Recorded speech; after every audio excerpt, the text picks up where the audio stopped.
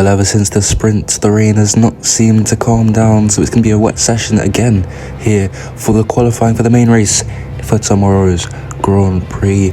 Gonzalez taking the win, a commanding win over in the sprint race. He'll be hoping to grab pole position again once more today.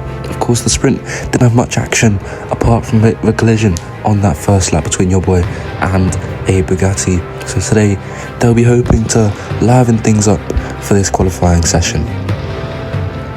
As we now begin, 15 minutes has begun on the clock there. Everyone will be hoping to set their fastest laps of the weekend right here where it matters most here for this qualifying session. It's going to be a very interesting one. Of course, it's wet, so the drivers will have to be extra careful, but at the same time they'll have to push the car to the absolute limit so that they can beat out these wet conditions and get themselves the highest possible position for tomorrow's race.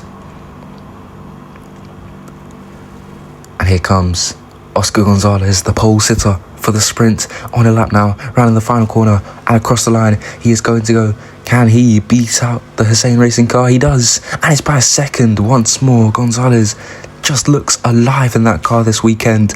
A second clear of the HR of the Bugatti, who actually won the race back in Saudi Arabia, if you didn't watch that. So it's pretty impressive to see the gaps they're putting out now, as here comes Sam through the final corner as well. Can he put a challenge up to his teammate up at the front of the order? He goes fast in sector 3, but it's only second place by over a tenth. So Gonzalez, he is really showing his teammate levels in this one. Asila is now going to start his first lap of the session. Here comes Nahal. He is over in P20 because he hasn't set a lap yet. Goes into the corner now. He's a bit of a lock up there. He's almost into the barriers, almost into the back of the Bugatti there as he makes his way through this final section of the track. Very close to a collision there.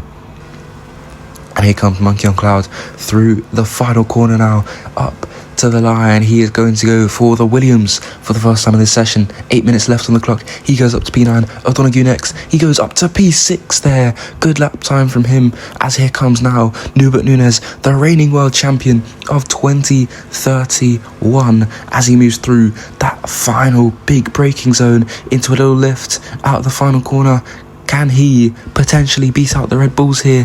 Can he make qualifying a bit more interesting today? As across the line he goes, and it's 7 tenths off. Oyinkro up to the line now. Where can he go? He's almost 2 tenths back from Gonzalez there, but he's just about cleared the Red Bull of Sam. Up to second he goes, and Nubert Nunes is not really performing here at a track which he won last year.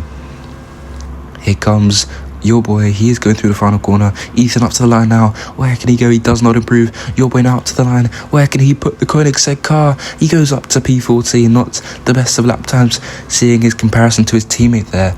But Monty Clark, he is on a lap as well, moving through the final sector. Gonzalez goes fastest in sector 2. He is absolutely flying here. No need to even set fastest laps now, because he's a 10th clear of the Porsche of his teammate, and almost a second up on Nubert Nunes so far. As now we go to Charles Leclerc. He started his lap. We have Marshall through the final corner. Here he goes, not the final corner, the penultimate corner, but the last heavy braking zone of this lap now. Gonzalez, he is moving through the final corner. He's behind the BMW. Can he improve his lap time? As across the line goes Gonzalez.